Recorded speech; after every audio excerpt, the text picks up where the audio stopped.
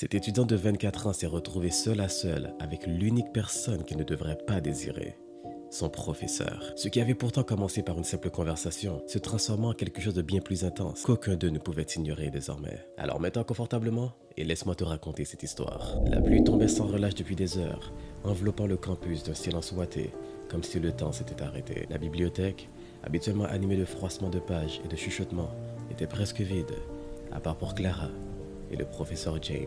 Elle était restée sous prétexte de terminer un devoir, mais en réalité, elle savait qu'il serait là. La lumière vacillante de la lampe soulignait les contours de son visage, tandis qu'il feuilletait une pile de vieux journaux. Chaque regard échangé, chaque silence partagé au fil du semestre avait fait monter une tension douce, mais constante. Et quand l'orage fit sauter le courant, un léger rire s'échappa de ses lèvres. Elle se retourna, le cœur battant, et soudain, l'ambiance n'avait plus rien de studieuse. Et commencèrent à parler, d'abord de choses banales comme la coupure d'électricité, de littérature, de vie, de la pluie, mais quelque chose avait changé. Son regard se faisait plus insistant, sa voix était beaucoup plus basse et l'air devenait plus lourd. Elle ne sut plus qui fit le premier pas. Peut-être sa main frôlant la sienne, ou bien leurs yeux qui se cherchaient un peu trop longtemps. Un instant, elle était assise en face de lui. L'instant d'après, elle sentait un souffle près de sa joue. Et là, quelque chose de nouveau se dessina. La pluie couvrait leurs secrets, tambourinant doucement contre les vitres, pendant que deux âmes, non plus seulement élèves et professeurs, s'autorisaient à franchir les limites qu'ils avaient si longtemps respectées, ne serait-ce que pour une nuit. La tension montait et l'envie était palpable des deux côtés. Leurs lèvres se rapprochèrent de plus en plus, et pendant un instant, le temps s'était arrêté, même la pluie. Mais soudainement, le courant revint, éteignant par la même occasion cette flamme